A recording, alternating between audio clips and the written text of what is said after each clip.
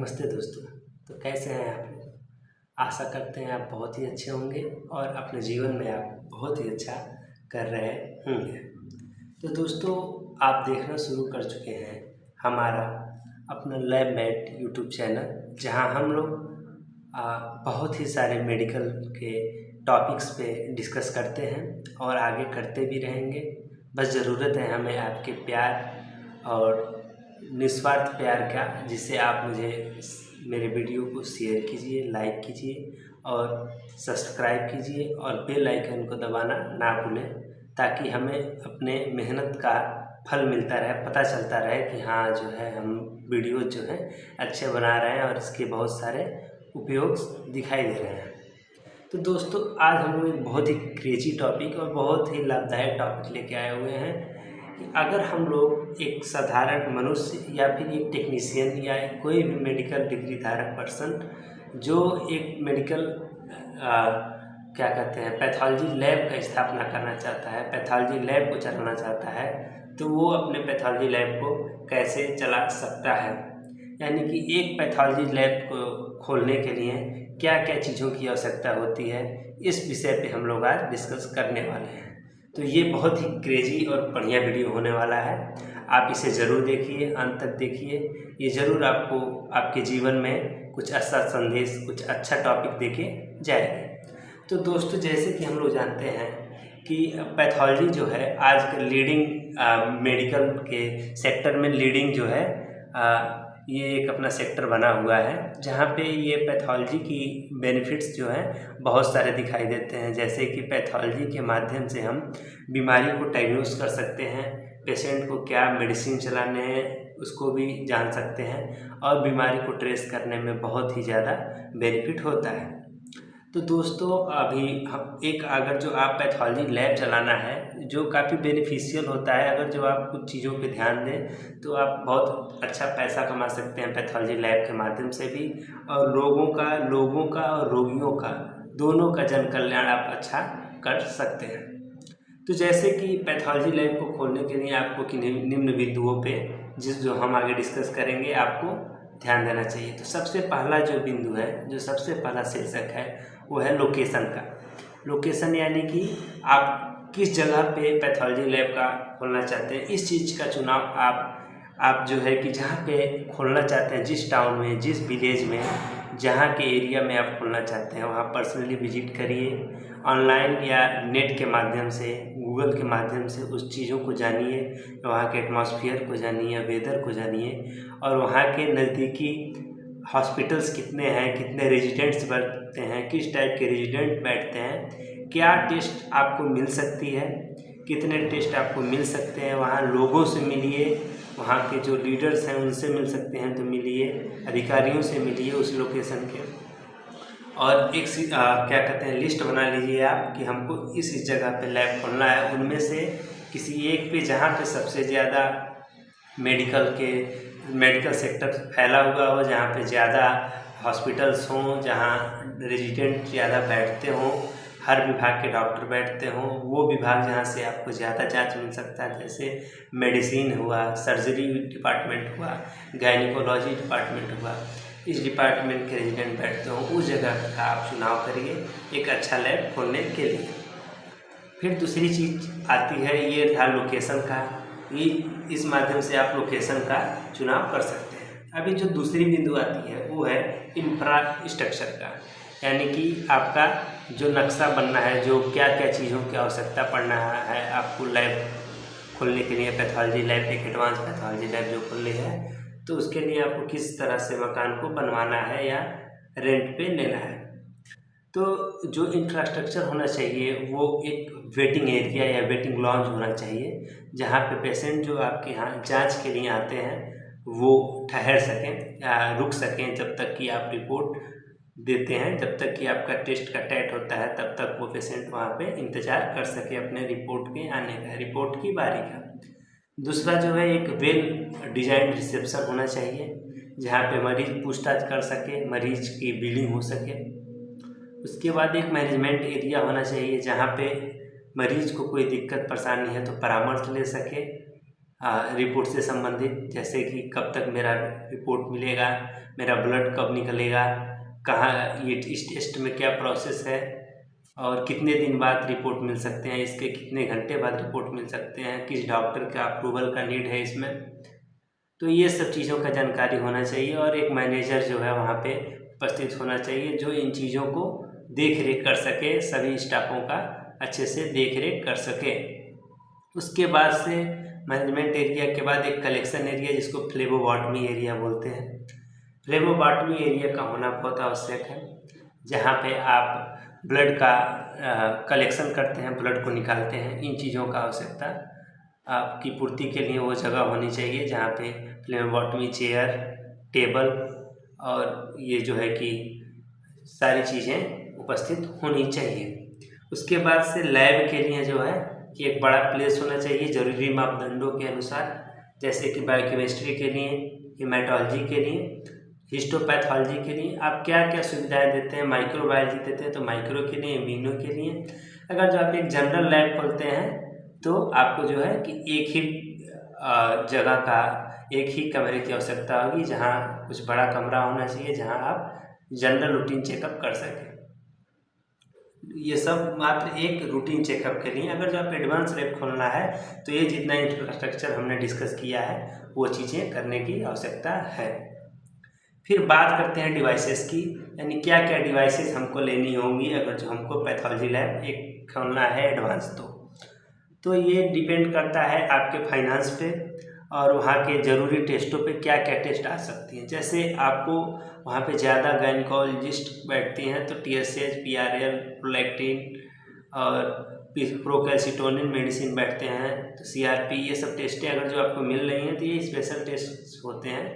तो इनके लिए आपको हार्मोनल मशीन्स जो होती हैं, जैसे बेकमैन हुआ और ये एबॉट हुआ, मिंड्रे हुआ, इनकी मशीनें लेनी पड़ेंगी। साथ साथ आपको बायोकेमिस्ट्री मशीन लेनी पड़ेगी, फुल्ली या सेमी, ये ज़रूरी करता है, डिपेंड करता है नंबर ऑफ टेस्ट पे और आपके फाइनेंशियल स्टेटस पे। फिर आपको एक सेंट्रीफ्यूज लेना होगा जिसमें आप ब्लड को सेपरेट करते हैं, वाटर बाथ लेना होगा, फ्रीज लेनी होंगी। हेमाटोलॉजी की बात और डिस्पेंस करने के लिए पिपेट्स लेने होंगे, पिपेट्स स्टैंड लेने होंगे आपको, और उसके साथ साथ आपको क्या कहते हैं उसमें लगने वाली टिप्स वगैरह, अफेंड्रॉप, ट्यूब्स, ये सारी चीज़ें आपको लेनी होंगी। फिर हेमाटोलॉजी में जाएँ तो हेमाटोलॉजी में आपको जो स्टेन यूज करेंगे, जैसे लिस्मान हम यूज करते हैं जनरली हेमाटोलॉजी में, लिस्मान लेना होगा। पैप का नीड है तो पैप लेना पड़ेगा, HND का नीड है तो HND लेना पड़ेगा। साथ साथ आपको CBC हेमाटोलॉजी एनालाइजर लेना पड़ेगा जो 3 पार्ट या 5 पार्ट होता है, उसमें से आपको कौन सा नीड पड़ सकता है ये आप पे डिपेंड करता है। साथ साथ माइक्रोस्कोप लेना होगा आपको, HbA1c लेना पड़ेगी आपको, HbA1c की मशीन। तो ये चीज़ें आपको लेनी होंगी।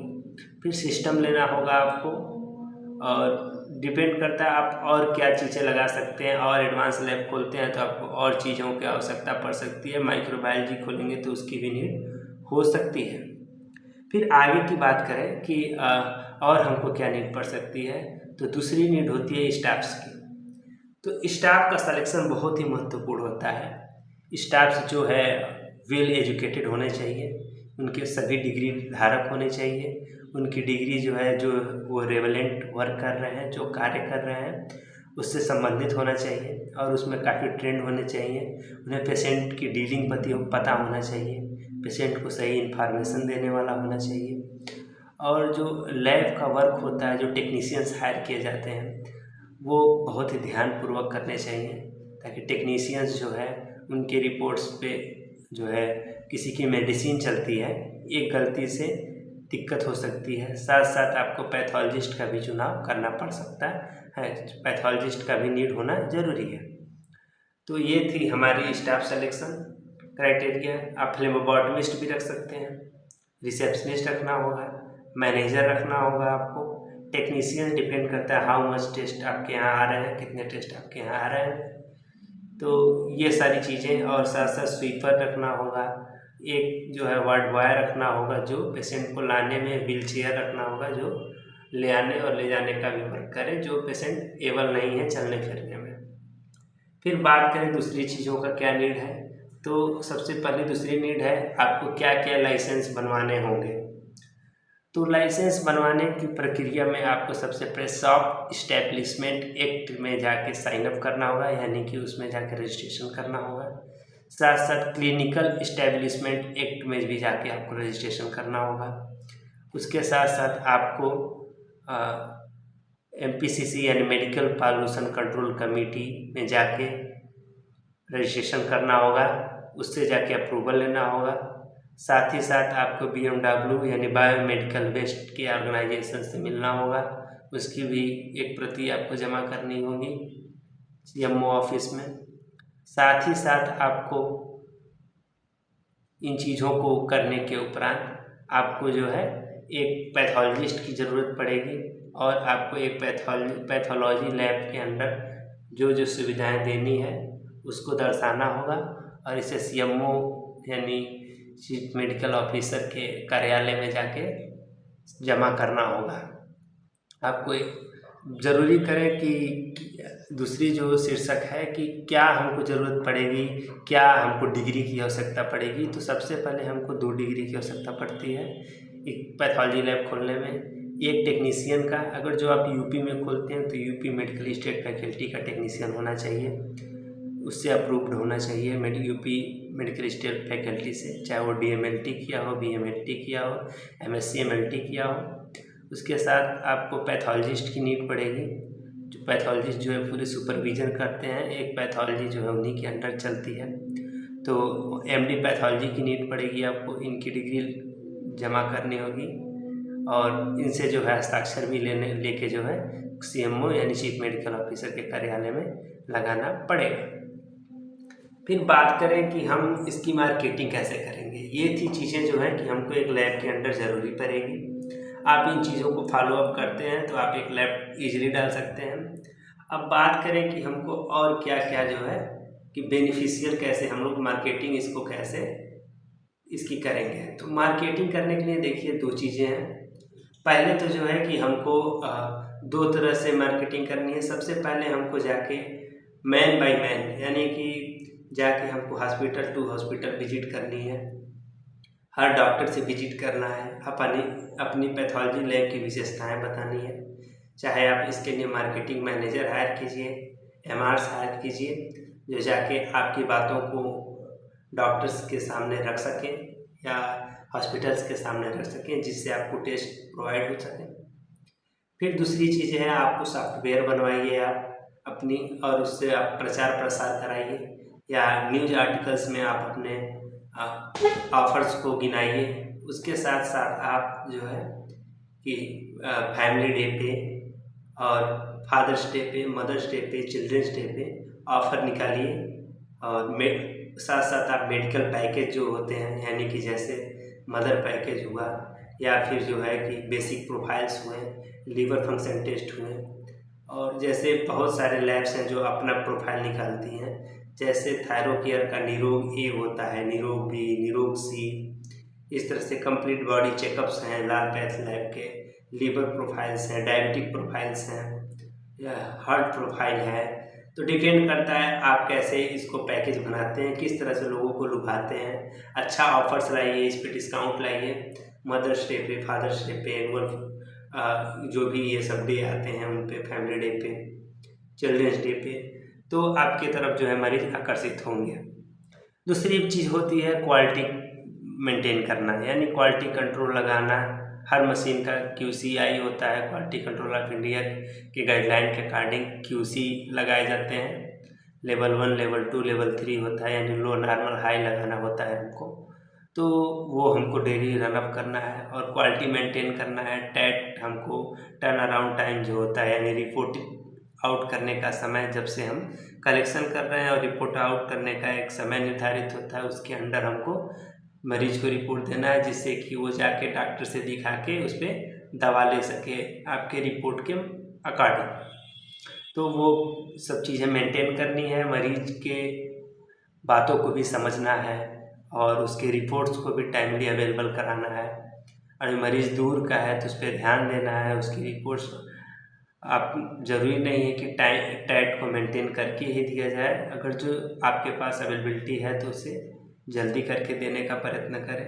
इन सब चीज़ों से मरीज आकर्षित होगा और आपके पैथोलॉजी लैब जो है अच्छा बेनिफिशियल हो सकता है, अच्छा इनकम दे सकता है। दूसरी चीज़ है कि आपके यहाँ जो है इन चीज़ों पे ध्यान देने के बाद आपको जो है अपने अगल बगल के लोगों तक जागरूकता फैलाना अपने पैथोलॉजी लैब के माध्यम से, जैसे ट्यूबरकुलोसिस डे हो गया या फिर कैंसर डे हो गया, ब्रेस्ट कैंसर डे है हुआ, मलेरिया डे होता है, डेंगू वीक होता है। इन सब चीज़ों पे अलग अलग प्रकार के जांचें निकालना और इससे जागरूकता फैलाना, इन सब चीज़ों से आपकी मार्केटिंग स्ट्रेटेजी से आपका जो है ग्रोथ बढ़ सकता है आपके पैथोलॉजी लैब की।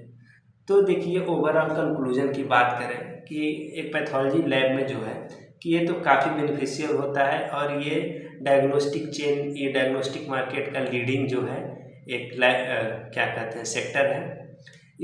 इसमें अगर जो आप इन्वेस्ट करते हैं तो इसमें लॉट ऑफ टाइम, एफर्ट और मनी, तीन चीज़ें आपकी लगेंगी। टाइम, एफर्ट और मनी, इन तीनों चीज़ों को आप देते हैं और क्वालिटी मेंटेन करते हैं। जो चौथी चीज़ है क्वालिटी, जिसको आप इंटरनल क्वालिटी मेंटेन करिए, एक्सटर्नल क्वालिटी मेंटेन करिए, पेशेंट को लगे कि आपके यहाँ क्वालिटी है। टाइम दीजिए, एफर्ट दीजिए और पैसे से आप मजबूत रहिए। जैसे कि आपको जो भी मशीन्स लगानी है तो उसमें फेरबदल नहीं करने हैं और बाहर आप किस लैब से जो है टाई अप कर रहे हैं, जो टेस्ट आपके यहाँ नहीं लगती है वो NABL से एक्रेडिटेड होना है या नहीं है, तो उन सब चीज़ों को ध्यान देना है। तो ऐसे करके आपकी पैथोलॉजी चल सकती है, बेनिफिशियल चीज़ है, इसका यही कंक्लूजन है। अगर जो आप इन सब चीज़ों पे ध्यान देंगे और मरीजों को जुटा लेते हैं आप, तो ये अच्छी एक बिजनेस है। इससे आप लोगों का जन कल्याण भी करेंगे, साथ साथ जो है आपका नाम भी होगा जन कल्याण में, और दूसरी चीज़ है जो है पैसा भी, बिजनेस भी कमा कर सकते हैं।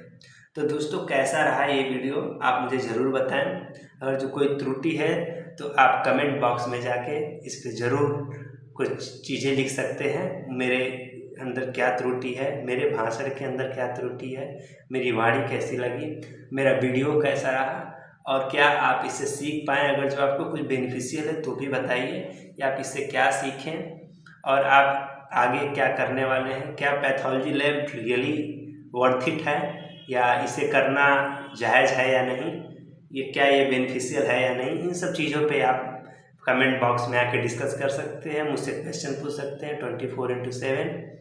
बाकी तब तक के लिए धन्यवाद, फिर मिलते हैं अगले वीडियो में।